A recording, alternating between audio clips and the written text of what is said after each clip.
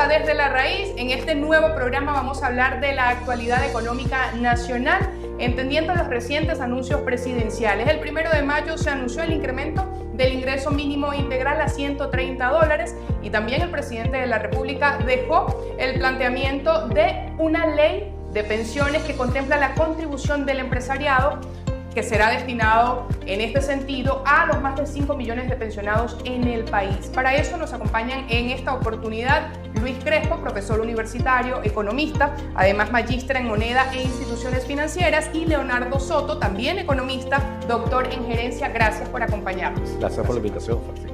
Bueno, vamos a iniciar la revisión y el análisis del primer anuncio del presidente de la República el día 1 de mayo, Día del Trabajador, en el que da a conocer que el ingreso mínimo integral, no salario mínimo, debemos destacar, incrementaría hasta $130. Sí, en principio es importante caracterizar dos elementos fundamentales para entender esto: el contexto macroeconómico y la política salarial que viene desarrollando el gobierno. Ciertamente el contexto macroeconómico del país ha sido muy difícil durante los últimos años, pero en los últimos 3 años el propio gobierno ha informado, reconocido y descrito un proceso de recuperación o de reanimación de la economía venezolana. De hecho, el cierre de las cifras del Banco Central, aunque son muy polémicas y podemos tener diferencias, es de que la economía creció en el 2023 4.5%. Igualmente los ingresos tributarios, igualmente la producción petrolera y también otros renglones que generan ingreso al gobierno. En ese contexto, el gobierno viene desarrollando una política que yo describo de la desalarización del trabajo, porque ingreso no es salario, bono no es salario. El ingreso puede estar comprendido por varias fuentes, pero en este caso, hablar del ingreso mínimo vital indexado no es salario hacia los trabajadores. Lo que se anunció fue el 1 de mayo la continuación de la desalarización del trabajo en Venezuela, cosa que pone en riesgo el valor del trabajo productivo. Hoy tenemos más de 780 días sin nuevo salario mínimo en Venezuela, en un contexto de inflación muy complejo, los 2 años anteriores y una estabilidad relativa en este año. Todo esto lo quiero describir porque el debate se ha impregnado de argumentos como que el gobierno no tiene recursos, como que las sanciones nos han asfixiado, pero en definitiva, cuando vemos los 3 últimos años en las fuentes que estoy describiendo, pudiéramos generar una propuesta de discutir la reconstrucción del salario en Venezuela, porque hablar de salario es hablar de trabajo productivo, hablar de salario es hablar de recuperar el papel del valor del trabajo en la productividad de la actividad económica en Venezuela. Ahora, señor Soto, su visión respecto a este aumento. Sí, yo estoy de acuerdo con el profesor Luis. Hay un tema clave aquí que, desde mi perspectiva, el gobierno viene en una desescalada de su capacidad de honrar compromisos en gasto que a nivel operativo son excesivos para un Estado que fue innecesariamente abultado desde el punto de vista de la nómina pública, cuyas expectativas además se hicieron muy grandes en algún momento. Por ejemplo, cuando se nacionalizó las diferentes industrias eléctricas que estaban a nivel nacional, nos llevaron por supuesto a crear unos contratos colectivos en ese sector específicamente que eran bien onerosos, bien excesivos, a efecto de la capacidad que tenía inclusive el gobierno de honrar ciertos compromisos, hablando de todos los elementos que establece la misma ley del trabajo. Entendamos también que lamentablemente en nuestra economía, pese a que siempre se habló, y cuando digo siempre me refiero desde que el difunto presidente Chávez tomó como bandera la necesidad de la diversificación productiva, técnicamente no hubo en efecto una diversificación que permitiese que otros sectores diferentes al petróleo pudiesen escalar para generar una fuente de ingresos diferente pero constante y amplia de divisas, además del petróleo. Esto lleva por supuesto a una escalada en gastos, gasto público corriente, transferencias directas para el consumo, lleva a estar generando continuamente salidas de dinero de parte del gobierno, con una disminución de la producción petrolera que en nuestro mejor momento pudimos estar cerca de los 3 millones de barriles de petróleo por día. Hoy estamos alrededor de 800, 850. Entonces, al momento de que Venezuela se encuentra una realidad financiera de desequilibrio total, que de hecho dan un paso hacia ese presunto equilibrio fiscal en el 2018, cuando se da esta suerte de pseudo-dolarización con la creación del petro, que después se convirtió en un factor bien polémico, pues el gobierno reconoce que hay un desfase en cuanto al tema del manejo de política monetaria y a su vez en cuanto al tema de la necesidad de hacer una reconversión de todos los factores económicos monetarios a nivel nacional. Esto lleva, por supuesto, a técnicamente la eliminación de un salario real, un salario acorde a las necesidades de la sociedad, y creo que en el momento que ellos se dan cuenta del gran componente de gasto basado en una ineficiencia de la industria petrolera, la principal generadora de divisas, la caída constante de las reservas internacionales que se han incrementado recientemente pero siguen siendo insuficientes, y la constante inyección de divisas por parte del Banco Central a través de la mesa de cambio interbancario, si en efecto esta creación de estos bonos o de esta pseudo salarización, que nada tiene que ver con lo que establece la ley, nada tiene que ver con los beneficios que se deberían estar en efecto compensando, pues ha llevado a un gobierno a que, en vez de generar una propuesta, un plan, como bien lo dijo el profesor, que concuerdo con él en ese punto, se lleve a hacer improvisaciones basadas en momentos claves, en momentos en los que tal vez la popularidad de un gobierno ha bajado, producto precisamente de los resultados de las políticas económicas que se han venido implementando desde siempre, porque es el mismo gobierno, o sea, el gobierno con Chávez y con Maduro es el mismo gobierno, solo que han cambiado las caras, han cambiado los discursos, han cambiado algunas cosas, y ciertamente hay un viraje en materia de algunos elementos de política económica de parte de Maduro. Hay un tema aquí que yo lo veo como deuda pendiente de parte de Maduro, que es tal vez hablar un poco con más claridad y transparencia de lo que está ocurriendo con el tema salarial, basado precisamente en los fondos que se supone se están recibiendo por ese presunto crecimiento económico que ellos afirman que se está experimentando. Ahora, cuando se generan conversaciones y debates con la gente en la calle, la gente dice, bueno, pero es que en 2023 la economía creció, en 2024 se prevé que siga creciendo la economía, entonces ¿por qué eso no se refleja en mi bolsillo? Porque es que yo sigo viéndome en dificultades cuando voy a adquirir los productos. ¿Cómo le explicamos a la gente que nos está viendo en Venezuela y en otras partes del mundo el fenómeno que ocurre específicamente en Venezuela? Porque esos números, esas cifras de crecimiento económico, de una relativa estabilidad en materia de las finanzas en Venezuela, no se refleja en el bolsillo del venezolano. Eso me lo responden después de esta pausa desde la raíz. Conversamos con dos expertos en economía, Leonardo Soto y Luis Crespo. Ya venimos con más, no se aparten. Gracias por continuar en sintonía de Agrotendencia y su programa Desde la Raíz. Nos acompañan en esta jornada Leonardo Soto y Luis Crespo, economistas, para hablar del panorama económico nacional y también de los sectores productivos. Ya vamos para allá. Antes de irnos les dejaba una interrogante sobre la mesa, y es precisamente la premisa de las personas, la incógnita de los ciudadanos venezolanos, que frente a las cifras de crecimiento económico en el país durante 2023, de las previsiones de 2024, no ven reflejado en su bolsillo al momento de ir a los abastos, a los supermercados, a la bodega. Eso, no tienen la capacidad de compra y por supuesto el dinero suficiente para llevar todos los productos y para cubrir el resto de las necesidades que no solo están relacionadas con la canasta básica, sino también con el resto de las actividades que realiza un ciudadano.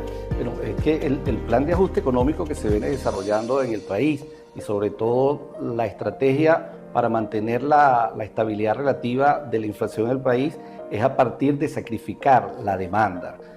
La estabilidad relativa de estas dos variables, sobre la cual en las últimas semanas hemos observado un comportamiento armónico, tipo de cambio e inflación, es fundamentalmente sacrificar el consumo. El deterioro del poder de compra del venezolano es real. De hecho, los gremios empresariales, finales del 2022, cuando se estaba pulverizando aquel fenómeno de Venezuela, se arregló, y en el 2023, cuando los gremios empresariales advertían sobre la necesidad de impulsar o reimpulsar el poder adquisitivo del venezolano, era por la debilidad de la demanda interna que estaba frenando un poco ese fenómeno de expansión de la economía venezolana.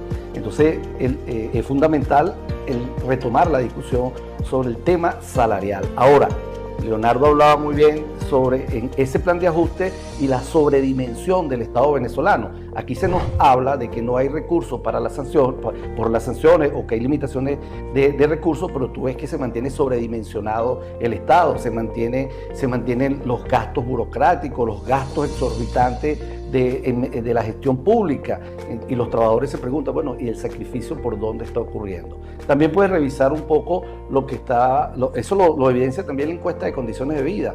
La línea de ingreso, la línea de pobreza por la vía de la línea de ingreso, valga la redundancia, está en 82.8%. O sea, quiere decir que prácticamente el 16.3% es el que tiene consumo en este país y también estratificado, pero el 80% de la población difícilmente puede satisfacer sus necesidades.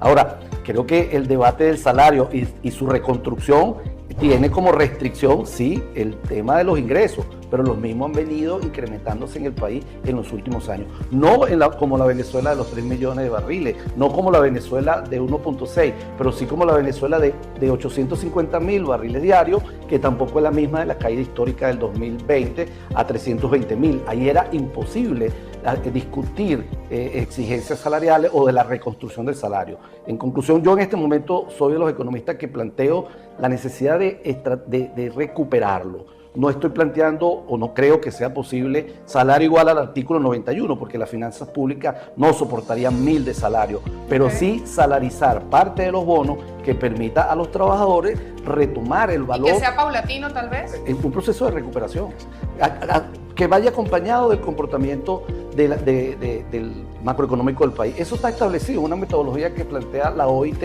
en el convenio 131, que es el método de equilibrio. Tomo en cuenta las condiciones macroeconómicas, pero también tomo en cuenta las condiciones de la familia. Pero el asunto, Francis, y como bien lo dice el profesor Luis, es un tema de acumulación. Es decir, 3 periodos de crecimiento de 4, 3.5 o inclusive en el caso más extremo, es decir, que la economía creció por encima del 15%, 3 periodos, 4 periodos, 5 periodos no son suficientes para acumular lo que necesita el país desde el punto de vista de su estructura actual en comparación con lo que en este momento el gobierno, a través de los recursos del Estado, está en capacidad de generar por ese producto de la actividad petrolera. A ver, nuestra economía hoy sigue siendo más de un 70% menos pequeña o de menor tamaño que la del 2013. Eso significa que hay menos empresas que puedan absorber talento, mano de obra calificada, hay mayor dependencia de los programas sociales que impulsa el gobierno a través de las diferentes misiones que ellos pues tienen en su haber para las asignaciones que hacen. ¿Y qué está esperando el ciudadano? Y es comprensible dadas las circunstancias actuales socioeconómicas. El ciudadano venezolano está esperando una solución inmediata. Y cuando se habla de crecimiento y no se le explica al ciudadano qué significa financieramente ese crecimiento, el ciudadano comienza a sacar sus propias conclusiones. Sus propias conclusiones basadas, y ocurre mucho.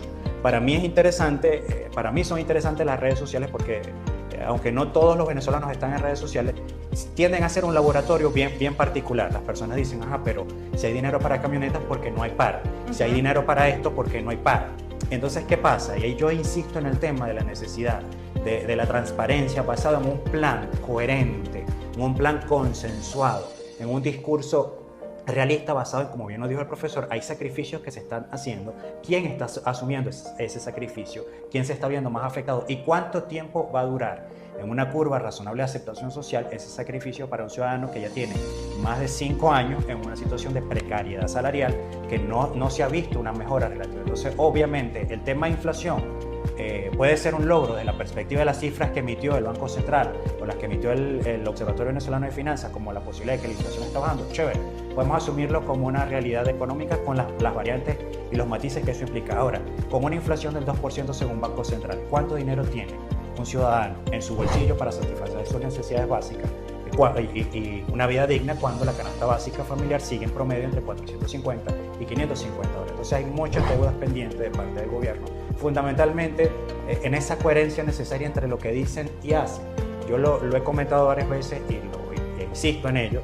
Un gobierno, indistintamente de su tendencia ideológica, tiene que dejar de culpar a otros por los resultados de las políticas económicas que han venido implementando. Hay que ser responsables, decirle a la ciudadanía qué está pasando, por qué está pasando y cómo se puede solucionar. Ahora, hablemos del comportamiento de la economía. Ya finalizó en abril. ¿Qué reportes se tienen al respecto? Porque cuando iniciábamos el análisis a principio de año, decíamos, este año 2024 arrancó muy lento. ¿Cómo finalizan? ¿Cuáles son las cifras que ustedes manejan este primer trimestre del año? ¿Cuáles fueron los sectores que crecieron? ¿Cuáles van un poco más lentos? Mira, el compañero del Observatorio Venezolano de Finanzas publicaron el índice de actividad económica del primer trimestre del 2024, donde hay un crecimiento del 2% de la actividad económica con respecto al mismo periodo del 2023. El mismo está sustentado fundamentalmente por la actividad petrolera. Tuvo un crecimiento aproximado. Y la flexibilización de las sanciones. Tenemos 7 meses con la flexibilización de las sanciones. Desde el 18 de octubre tuvo un crecimiento del 20% ese sector, lo que abonó o aportó importante a esos resultados. El sector no petrolero sí tuvo un comportamiento tímido de un 1%. Hay que ver las condiciones y las expectativas que se han creado. También es importante destacar 2 cosas. En el 2024 teníamos un escenario posible de un crecimiento que podía superar las 2 cifras, pero cuando el tema político aparece nuevamente y las diferencias allí y el fantasma de las sanciones, hubo que revisar nuevamente las proyecciones. Sin embargo, las expectativas para este 2024, bien sea que se flexibilicen las sanciones o no, es de un comportamiento positivo, o sea, de crecimiento económico en Venezuela. 2 factores, sector petrolero y además este es un año electoral donde la expansión del gasto va a estar allí presente. Su comentario breve, profesor. Fíjate, Francis, la estimación que nosotros tenemos es de un 4% de crecimiento. Había una expectativa de 6 a 8% de crecimiento si se mantenían las sanciones, la participación de Chevron con el incremento de la producción petrolera. En economía de calle, o sea, los sectores que hasta ahora hemos visualizado que se mantienen en movimiento, son productos de consumo masivo. Quienes están en ese mundo han disminuido sus márgenes de utilidad. En algunos casos estaban entre 5 y 8% de utilidad, actualmente están en un 3, 3.5, 4% dependiendo de la estructura de costos que manejen. Hay un consumo dental bien interesante, productos preparados dulces, comidas preparadas. En sectores populares se está moviendo mucho dinero en cantidades pequeñas, pero con una buena afluencia diaria, $2, $3, $5 diarios. Eso es interesante a considerar, sobre todo en sectores populares, en sectores donde hay ciudadanos vulnerables. A mí no me gusta el término ciudadano de a pie, ciudadanos vulnerables que no tienen acceso a cantidades importantes de dinero. Y hay todo un movimiento de consumo a nivel de detalle que está llevando a que estos negocios tengan como que una visualización de mejora si se mantiene la condición de flexibilización de las sanciones y obviamente el gasto producto de la campaña electoral o de todo el movimiento electoral, pues sigue incentivando en algunos sectores específicamente. Pero el fuerte, el grueso de nuestra economía, que debería ser producción, manufactura, exportación de rubros no tradicionales, la agroproducción, aunque sí han tenido un movimiento interesante, lamentablemente no tienen, según mi perspectiva, el apoyo que se requiere para lograr diversificar la economía a un nivel mucho mayor. Vamos a hacer una nueva pausa desde la raíz. Al regreso revisamos la actualidad del sector agroproductivo, cómo lo ven en este momento, cómo ven las potencialidades del sector agroproductivo nacional, entendiendo el panorama económico y también cómo está Venezuela ahora con la aplicación de la llamada licencia 44A. ¿Qué se prevé en ese sentido? Porque bueno, lo que hemos escuchado es que el país va a crecer con sanciones o sin sanciones por parte del Ejecutivo Nacional. ¿Eso es así? ¿De cierto? ¿Cuál es el análisis que ustedes hacen también? ¿Cuál es la realidad de esta licencia 44A? Lo conversamos al regreso de esta pausa desde la raíz. Ya venimos con más, no se aparten. Tercera y última parte de nuestro programa Desde la Raíz. En el segmento anterior hablábamos de los sectores que están creciendo, que se han dinamizado durante el primer trimestre de 2024. Quisiera hacer un resumen breve quizás de los 3 primeros sectores que han crecido y del consumo, brevemente. 2023 el cierre fue significativo para 2 sectores, alimentos y bebidas, y se mantiene la perspectiva de que en el desarrollo del 2024 su crecimiento sea significativo. Vemos, por ejemplo, áreas de la agroindustria también, la producción de cereales con mucha fuerza en el país y sobre todo también el sector agropecuario.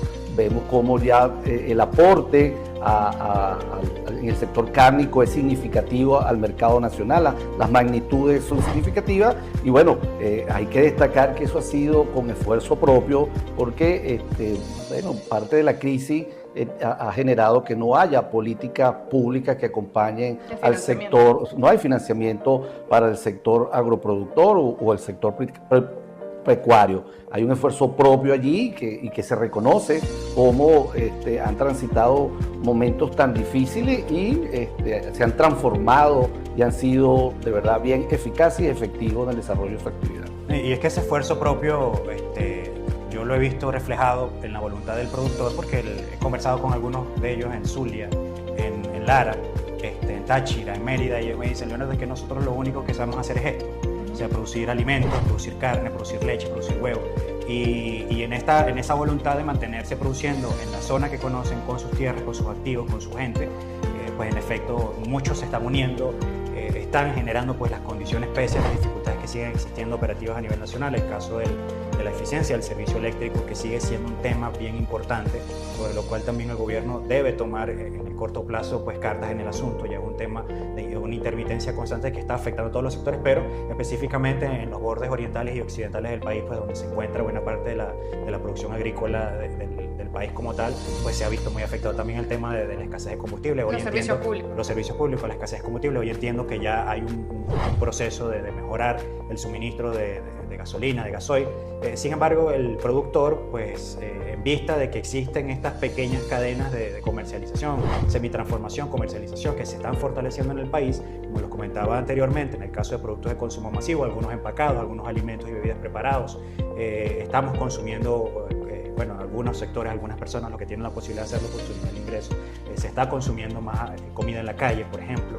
Ahí estamos hablando de carnes, estamos hablando de mayonesa, de aderezos, de pan. Todo esto pues estimula una cadena de producción y comercialización. Yo particularmente considero que el futuro económico y productivo de Venezuela está en el campo, está en la tierra, está en la producción, está en la exportación, está en los commodities, está en los productos semiprocesados.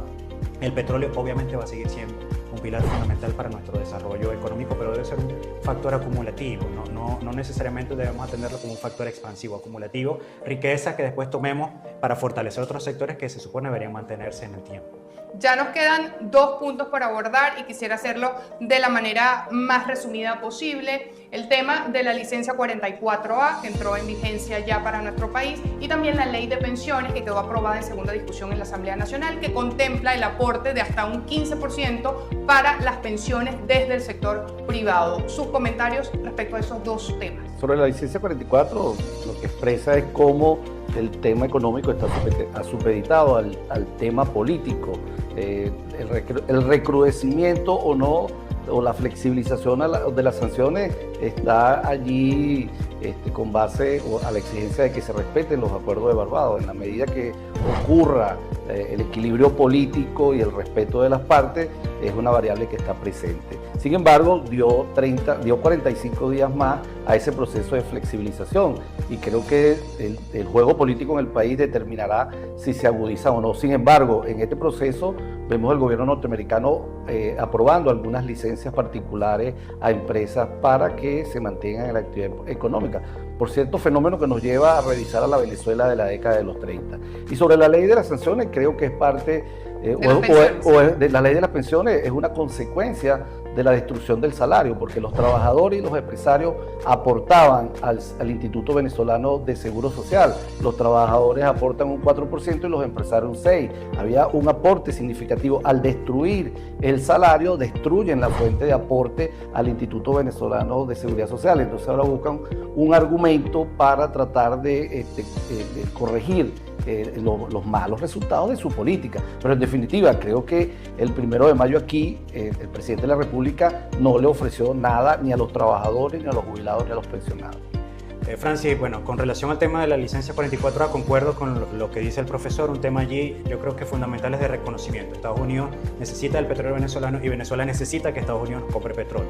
El asunto ahí son los acuerdos necesarios desde el punto de vista político y ser, por supuesto, lo más diplomático posible. Ciertamente influye mucho el tema de la presión que puede estar generando sí o no Estados Unidos presuntamente sobre las decisiones políticas en Venezuela, pero es parte de lo que se estableció en acuerdos de oro. Y de hecho el ciudadano Nicolás Maduro lo ha dicho abiertamente: yo negocio es con Estados Unidos, no he negociado con nadie más, porque la relación parece que es directa con ellos. Con relación al tema de la ley de pensión, los empresarios venezolanos siempre han sido ávidos, los honestos, los responsables, ávidos de cumplir con todos sus compromisos de ley que permitan pues, que el país avance y se desarrolle, que ese es el deber ser del empresariado dentro del desarrollo de un país. Ahora, darles oxígeno, porque si bien la posibilidad de la labor de compensar a nuestros pensionados y jubilados es una labor loable que puede verse de esa manera. Y además es la intención de parte del empresariado. Que esa es la intención de parte, en efecto, del empresariado. El punto aquí está en que si estás añadiendo una carga adicional a una estructura de costos que se ha venido incrementando en 35% desde el 2018 hasta ahora,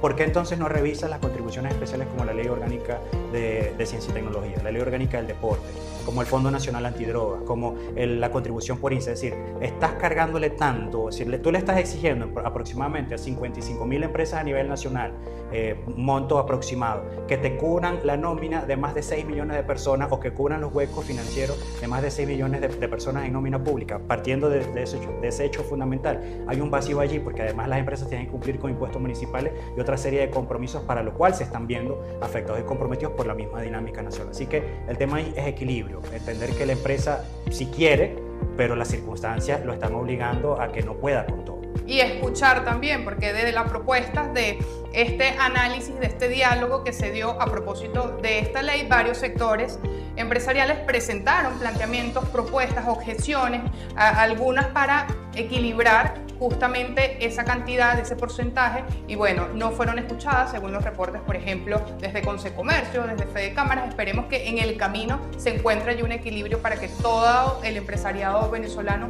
logre ayudar al fondo de pensiones, pero sin afectar también a su capital humano, al talento humano que tiene allí el empresariado de nuestro país. Gracias, Leonardo Soto y Luis Crespo, economistas, por habernos acompañado desde la raíz y hacernos entender un poco la realidad tan compleja en materia económica que vive nuestro país. A ustedes, como siempre, gracias por acompañarnos desde sus hogares en Venezuela y en el resto del mundo, recordándoles además que ya estamos en Colombia y por supuesto se amplía Agrotendencia, cada día suma más escenarios. Despedimos, que tengan excelente jornada, que Dios nos acompañe y que Dios bendiga a Venezuela.